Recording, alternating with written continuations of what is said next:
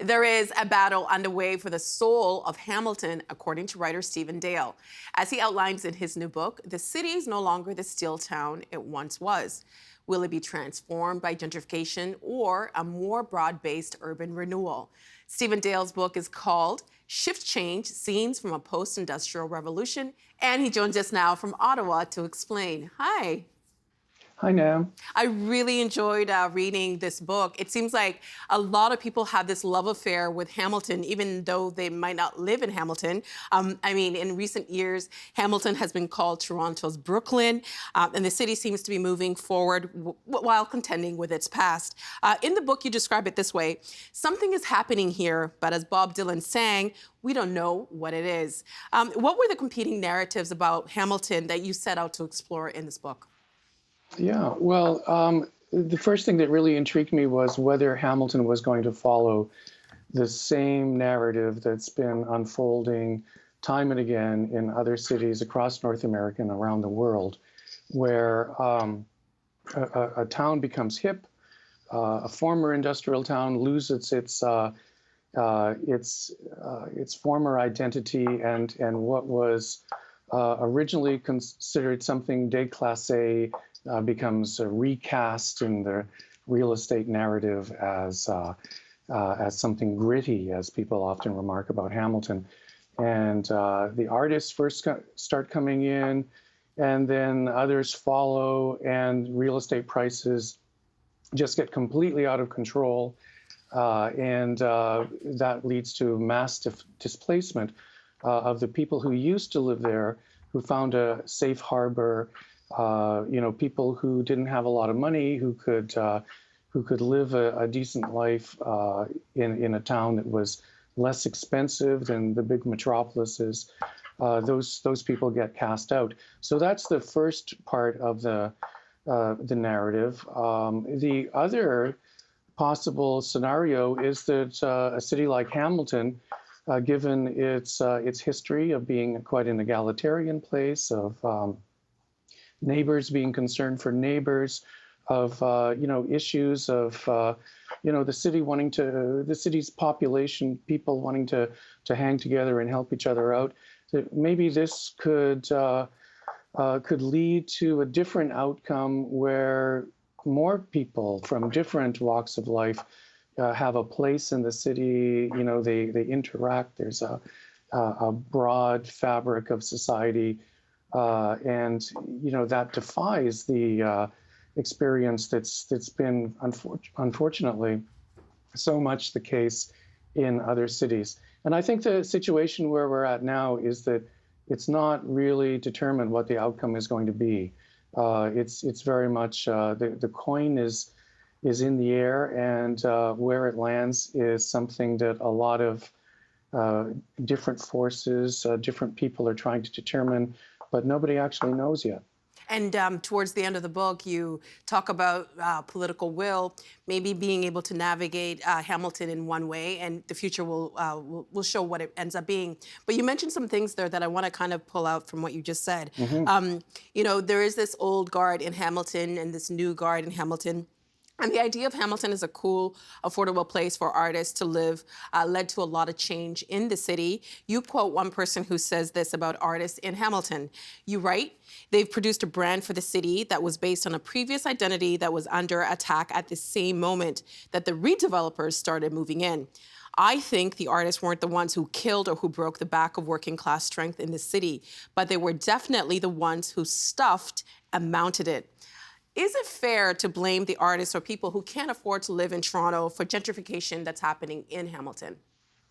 Yeah, no, I think that they play a role, mostly unwittingly, in creating this kind of sheen around a city that in turn attracts real estate speculation, that drives this whole process where a city becomes unaffordable and out of reach, and no longer a good place to live for people who have money. And certainly we've seen that unfold, and that's the situation now in Hamilton, certainly, where there's a crisis, for instance, in rental accommodation, that there's an epidemic of renovictions.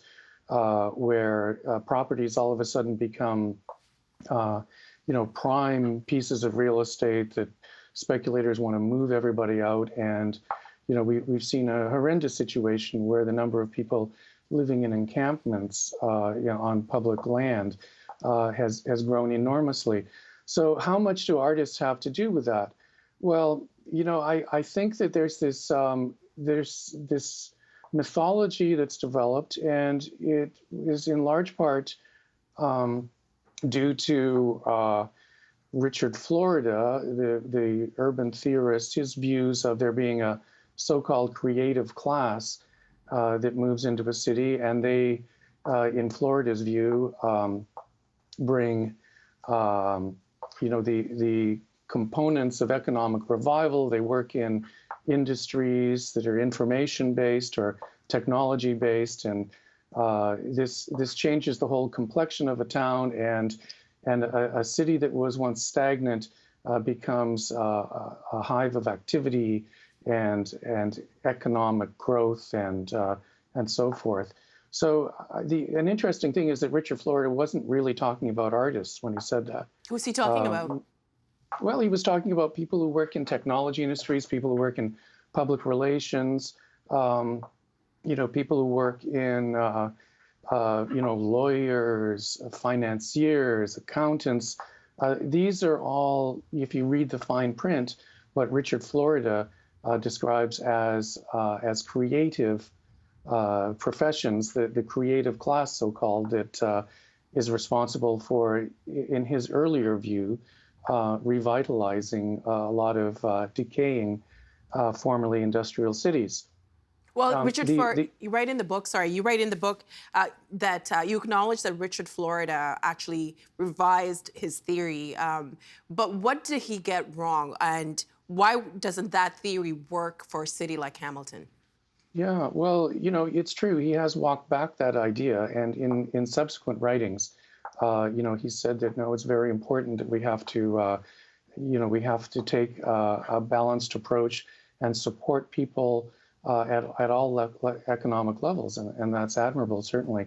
But I think what's happened is that the sort of the basic message from those early days, has stuck at street level, and people have gotten hold of this dichotomy where they consider there's two types of people: the people who are coming in and do great things, and then everybody else.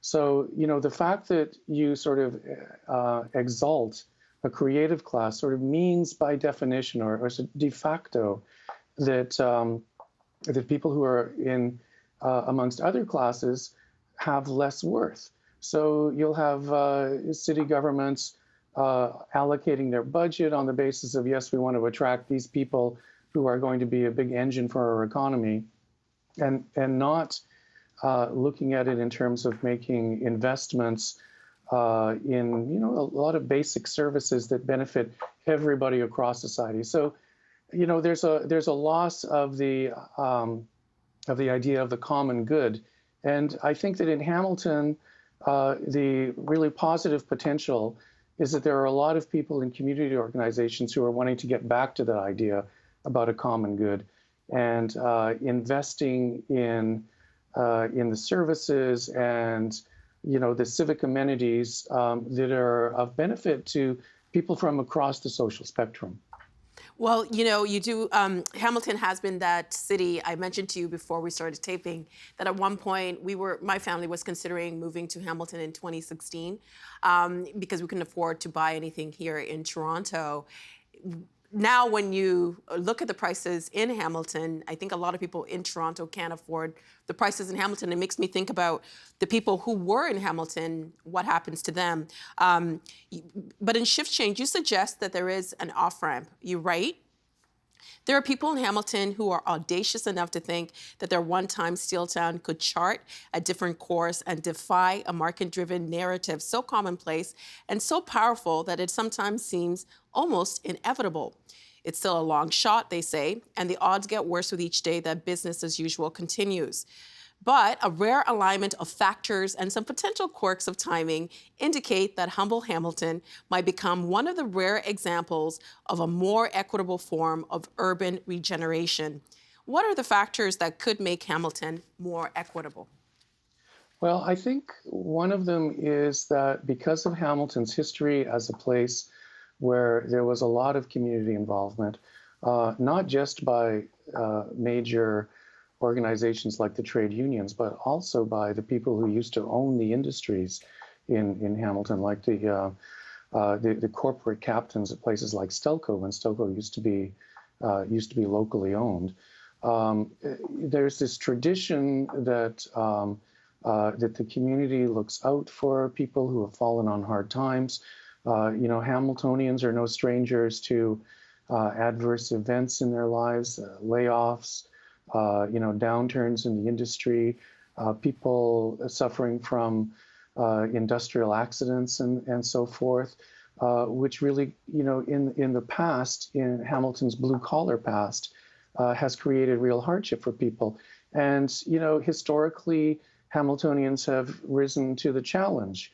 And there's been a lot of concern and a lot of initiatives that have helped people out who are going through hard times. And I think, a present day incarnation of that is a lot of community organizations like the Hamilton Roundtable for Poverty Reduction, the Social Planning Council, various neighborhood organizations, and some nascent initiatives that aren't huge at the moment but show a lot of potential, like the Hamilton Community Land Trust. All of these organizations are working to develop policies that support a more inclusive vision of the city and do things like build social housing that although given the extent of the housing crisis today in Hamilton, they don't it's really a small initiative next to everything that's been lost in the sphere of affordable housing. But they show a real potential. There's a great energy in the city that if the circumstances are right, if there's a little bit of serendipity on their side, that these things could actually lead to a city that, defies the standard narrative of gentrification and produces a city where, yes, all kinds of people can still call Hamilton home, and they have a place there. You do get that sense from the book. A lot of the people that you talk about who have these really incredible visions for the city are dedicated to making people, to making everybody in Hamilton finding a place for them. What does it say that they have so much love for Hamilton? Yeah, it's a really unique place, and I grew up in Hamilton myself. I moved away in 1980.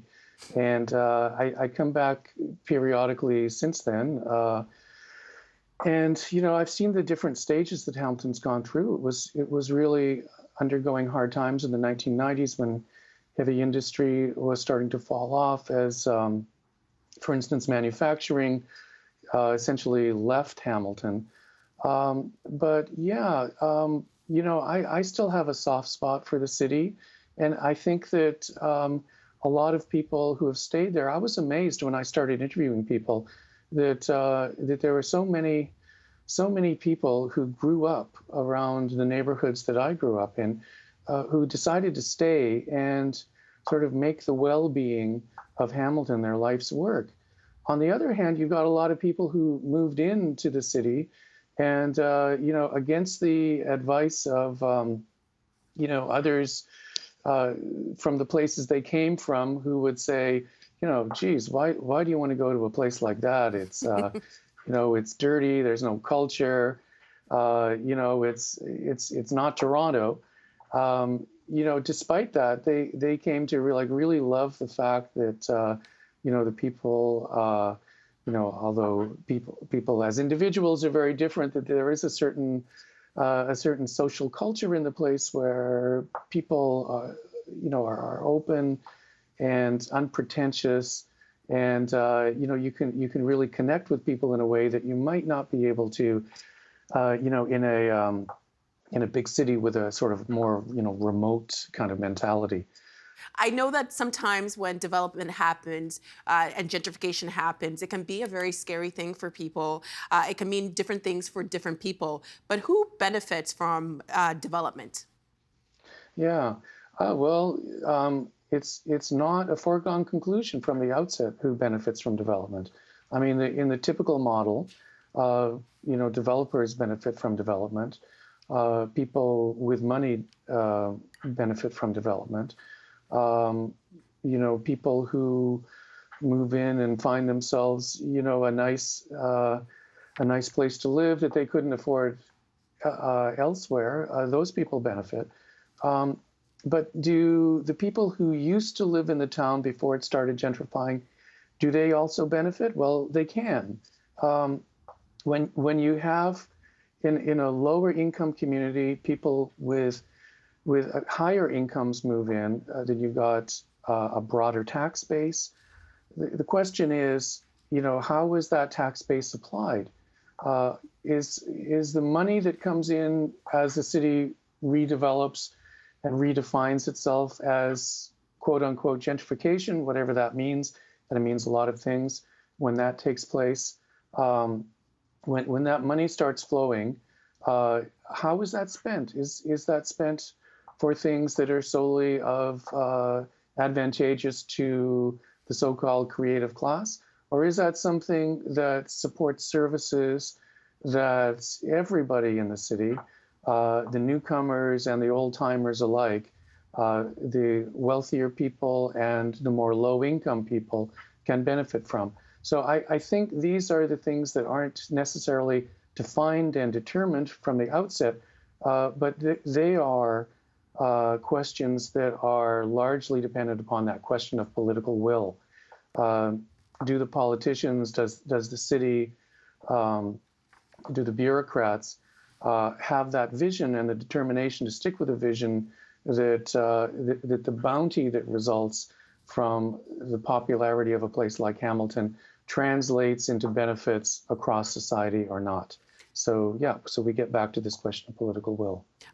Speaking of political will, recently a private consortium working to develop an entertainment district in downtown Hamilton, said a homeless shelter in the area does not fit with its vision. Some, including Mayor Fred Eisenberger, have said that they hope the shelter can find a new home. What happens to neighborhoods when essential services that are needed in the community are pushed elsewhere? Hmm. Well, that's something to be avoided, and I think my personal view on that is that even at a symbolic level, it's a bad idea to push people out, to push out services for low income people or for homeless people. I think that that conveys a message that the people who were there before were merely placeholders and they're disposable. That they have no place in the new city as it redefines itself. And this is not a new story. It's been unfolding in the past in terms of, well, what happens to the waterfront. The Hamilton waterfront used to be a place where there was a lot of social housing. That social housing has been neglected for a number of decades. It's in need of financing to make the necessary repairs to make them good places to live.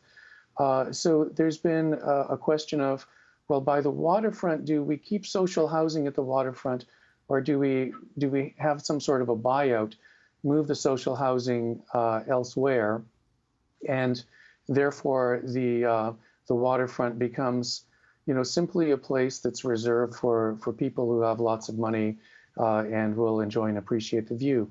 Well, people who live in social housing also would enjoy and appreciate the view, and they've lived there for a long time. So, that's an ongoing question that people ask, like, why is it that people who came to Hamilton a long time ago because it was inexpensive and because they could afford to live there at a time when other communities in Ontario were not making place we're not making room for lower income community. Why should they now be cast out and have to live somewhere else where the transit is poorer? It's perhaps they have less access to nature. They have less access to the amenities that come with downtown living, for instance. So yeah, it's not a new story that's playing out with the Salvation Army incident. Well, you mentioned, we only have we have about 5 minutes left of our conversation, and I want to get in a few more questions. Mm-hmm. You mentioned about the difficulty in finding that balance. So, how can we find a balance of growing a city while still making sure or making space for social services and affordable housing? Is it possible to do that? Yeah, well, a lot of the people who are working with organizations that are trying to create spaces or maintain spaces for people who don't have the kind of income that would be required to live in the gentrifying Hamilton. They've made a number of suggestions. There are a lot of organizations like Indwell and the Good Shepherd who have a lot of projects underway to create affordable housing. There are developments that are intended as mixed income developments.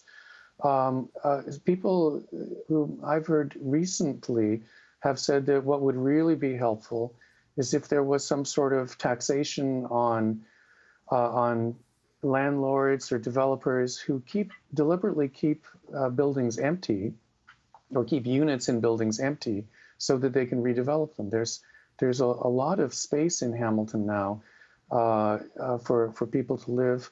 Rental accommodation that was traditionally affordable by a wider range of people that are actually just sitting empty as people as people wait to redevelop that and attract people who can pay higher rents.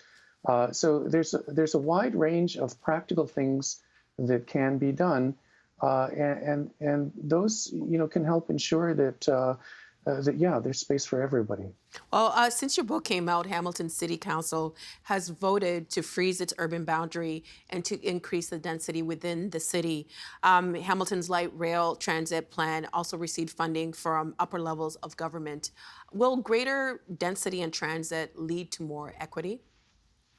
Not necessarily. It will lead to more development, and I think one of the vexing problems that people in Hamilton have dealt with is that, I mean, if you go through Hamilton, you'll see that there's a lot of empty space there.